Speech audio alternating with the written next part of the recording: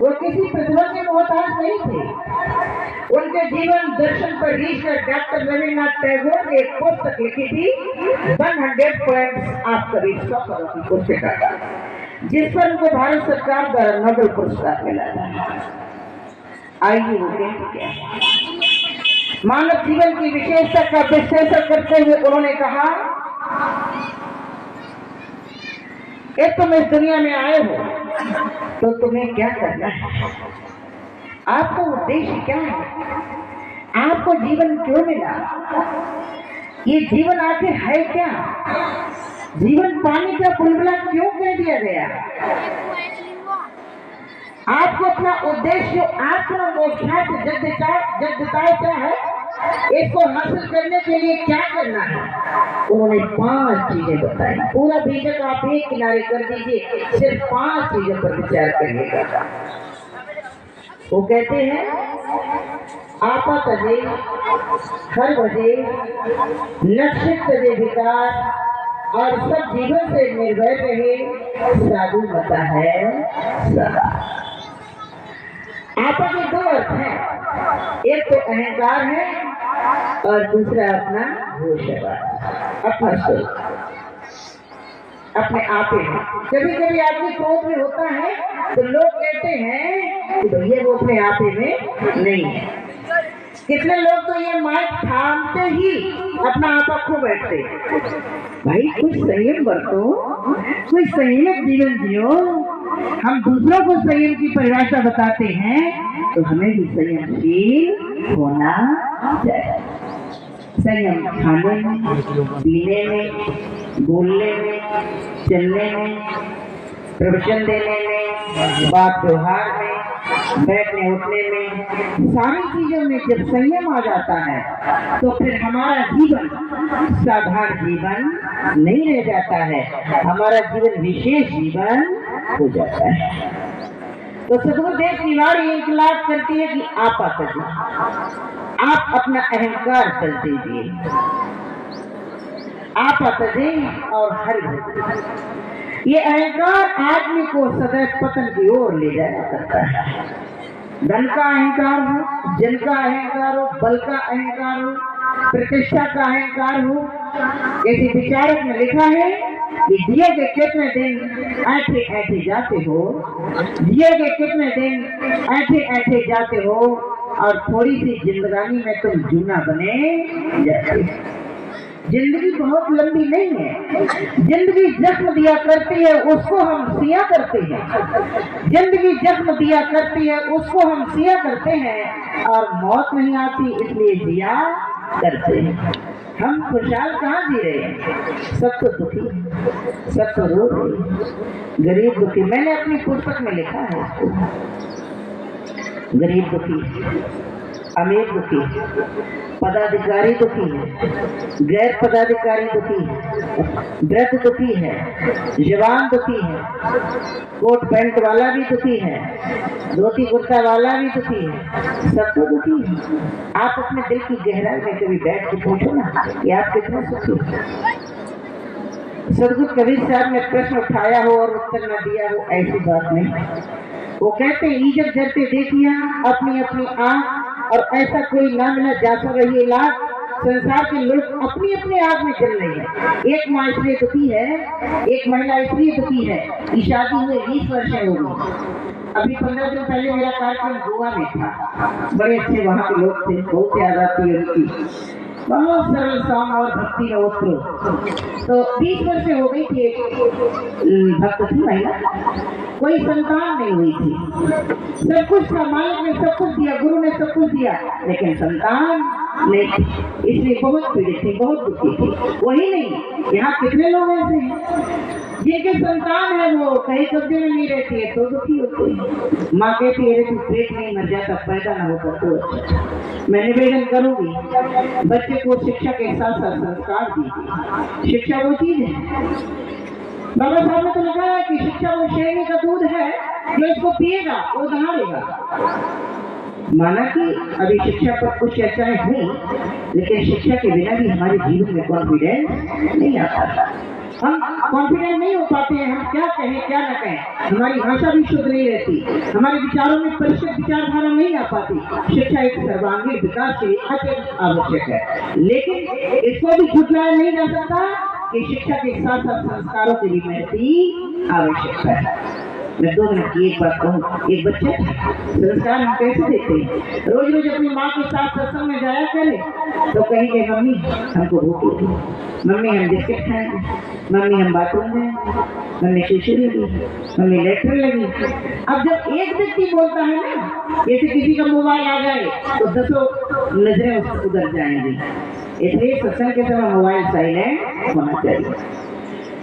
तो सहेली ने कहा कि बहन इसको सिखा दो, समझा दो, ये बड़ा व्यवधान करता है सत्संग में, जब इसको पेशाब लगे तो कह दिया करी मम्मी मैं गा रहा हूँ, ऐसे कोड वर्ड में सिखा दो। बच्चा तो बच्चा है, सीख गया। मम्मी ने कहा कि बेटा जब तुम्हें बाथरूम लगे तो हमको क्या कहोगी?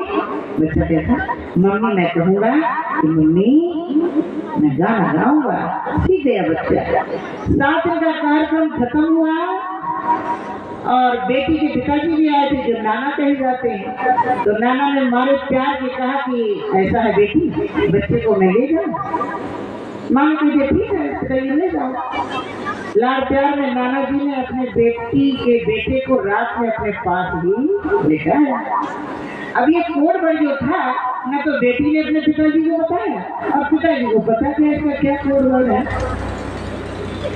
थोड़ी रात गुजरी, नाना के पास बच्चा चिपका लेटा, फिर कहा नाना जी हम गाना गाएंगे। नाना ने कहा तुम बड़े भैया हो गए हो, ये देखिए हमारे कलाकार कितने बढ़िया गायक हैं, इनका साजबाज कितना अच्छा है, इनको एक बार धन्यवाद देती हूँ मैं मंच से कि आप ऐसे ही आगे बढ़ते रहें। तो नाना ने कहा कि तुम बहुत गवैया हो गए हो ना, रात में गाना गाओगे, तुम्हारी नानी लेटी, मामी लेटी, मामा लेटा, मौसी लेटी, सब लेटे, रात में गाओगे, चुपचाप सो जाओ। बच्चा तो चुपचाप कहाँ सोए, थोड़ी देर लेटा, फिर कहा नाना जी हमको गाना गाना। नाना का तुम बड़े शरारती मानो नहीं, चुपचाप हो। 2 बार डांट दिया नाना। फिर थोड़ी देर में बच्चा खड़ा हुआ, कहे नाना जी हमको गाना गाना है। तो नाना ने कहा ये मानेगा नहीं। ऐसे ठीक है तुम नहीं मान रहे हो तो चलो फिर मेरे सामने गाओ, रात को तेज मत गाओ। उसने कहा नहीं नाना जी हम बाहर खड़े होके गाएं। अरे खड़े होके नहीं बच्चे सामने गाओ। तो नाना शुरू करो, अरे बोल तो दिया शुरू कर। अब नाना जी ने जब बोल दिया शुरू कर तो क्या शुरू करेगा, गाना थोड़ी गा। कहने का मतलब ये है आप लोग समझदार हैं, समझ गए। बच्चे को प्यार में भी वो बातें मत बताइए जो हमारे और आपके लिए नुकसान दायक है। बच्चे को ज्ञान की बातें बताओ, बेटा दादी आई है प्रणाम करो, दादाजी आए हैं पैर छुओ, संत गुरुजन आए हैं मत्था टेको प्रणाम करो, ये बातें बतानी चाहिए। लेकिन हम तो ऐसी बातें बताते हैं जो हमारे लिए भी नुकसानदायक और बच्चों के लिए भी नुकसानदायक। तो मैं चर्चा कर रही थी कि आपा तजे और हर प्राउड ग्रोइंग दी एंजल्स, अभिमान ने देवताओं को भी नष्ट किया है। आखिर हम कितने दिन जिएंगे? शायद लिखता है 4 दिन है शान शौकत का खुमार, मौत की तुलसी नशा देगी उतार, जब उठाएंगे जनाजा मिलके 4, हाथ मलमल के कहोगे बार बार, इसलिए आए थे और क्या कर चले, जो कुछ भी जोड़ा यहीं पर, जितना हमने जोड़ा और यहीं पर छोड़ा। क्या करोगे बचा के हीरे और मोती, क्या करोगे बचा के हीरे और मोती। अफसोस तो इस बात का है कि कफन में जेब नहीं होती। कफन जो होता है ना बिना जेब का ही होता है। मानुष का जन्म पाके ज्ञानी जो तुम कहाओ और अतिशय उदार अपना अंतःकरण बना। हमारे जीवन में उदारता, हमारी वाणी में मधुरता। संसार में केवल जिद्या ऐसी चीज है यहाँ पे दोनों चीजें मिलती हैं, अमृत भी मिलेगा और कुछ भी मिलेगा।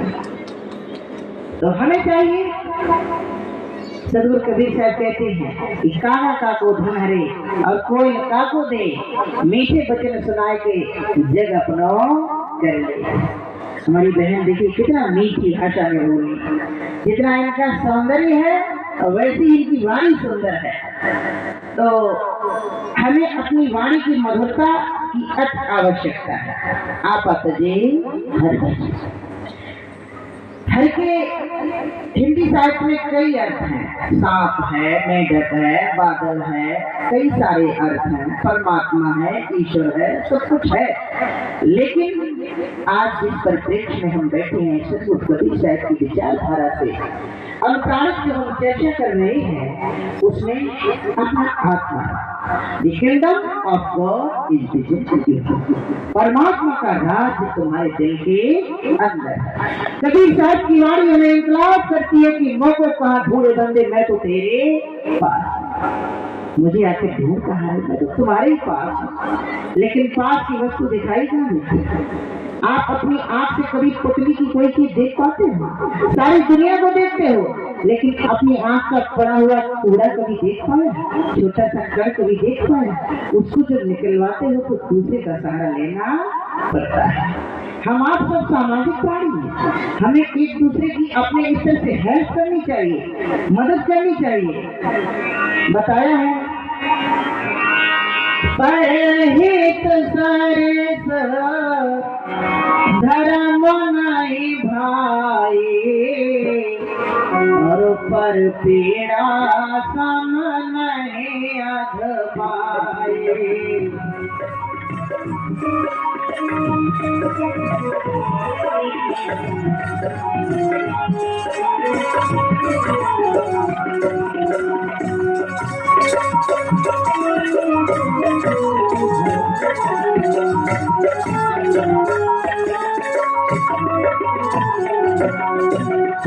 दूसरे का हित करने जैसा दुनिया में कोई बड़ा धर्म नहीं है। पर हित सरिस धर्म नहीं है। हम कहाँ करते हैं, परित करते कि स्वहित करते, कुछ पता नहीं लगता। सब कुछ गोलमाल है, सब कुछ गोलमाल हो रहा है। सास है ना, वो भी ऐसी किसका कल्याण करती पता नहीं, बहू से बदला ले रही है कि बहू को प्यार दे रही है। जब गृहस्थ जीवन में बहू आती है तो पता नहीं सास के साथ झगड़ा करने के लिए आती है, बहू को आदर दे रही है।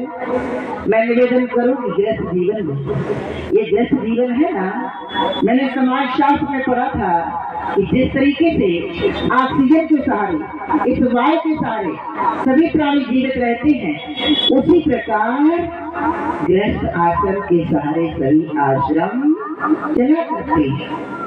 आपका गृहस्थ ठीक ठाक नहीं चलता है, आपका गृहस्थी जीवन तो ठोक ठाक के चलता है। जैसे कोई चीज टूट जाती है, चारपाई टूटी, उसमें एक पत्थर लगा दी, लकड़ी का सहारा लगा दिया, तो ठोक ठाक के मत चलाओ, ठीक ठाक चलाओ। पति और पत्नी में परस्पर संवाद होना चाहिए, विवाद नहीं होना चाहिए।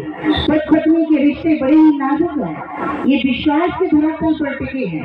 आज आपके मांग में, आपके माथे पर जो बिंदी और भरी हुई मांग, होठों पर लाली, हाथों में चूड़ियां, पैरों में पायल जो खनक रही है ना, वो आपके जीवन में जब पति का समावेश हुआ तब। चार पंक्तियों में बांध ले बताया है, पत्नी की जिंदगी का स्वाभिमान है पति, और पत्नी की बंदगी का भगवान है पति। पत्नी अगर है मांग तो सिंदूर है पति, पत्नी अगर है आंख तो फिर नूर है पति, पत्नी अगर है हाथ तो फिर कंगन है पति, पत्नी अगर है माथ तो फिर चंदन है पति, पत्नी अगर है धरती तो आसमान है पति, और पत्नी की अनुमान और सम्मान है पति। पति को प्रणाम कर लिया करो, सब कुछ सहज हो जाएगा। माताएं मुस्कुराए, अच्छा हमें रोज डांटते फटकारते, हम इनके पैर छुए जाके प्रणाम करेंगे, कौन देवता बड़े भारी नहीं है, आप देवी हैं और ये पक्ष हमारा देवता है। गुरुवर कबीर साहब कहते हैं, देवी और देवता समलो जीवन एक कहानी, जड़ चेतन संयोग जिंदगी ये तो सभी ने जानी। भौतिक जीवन एक पक्ष है, अध्यात्म है दूजा, रोटी कपड़ा और मकान यही तो भौतिक पूजा। अपनी पूरी सब करते हैं, नहीं फिक्र है दूसरा, और पेट सभी प्राणी भर लेते, सबसे नीच जो शुकर। सुअर होता है ना, वो भी अपना पेट भर लेता है।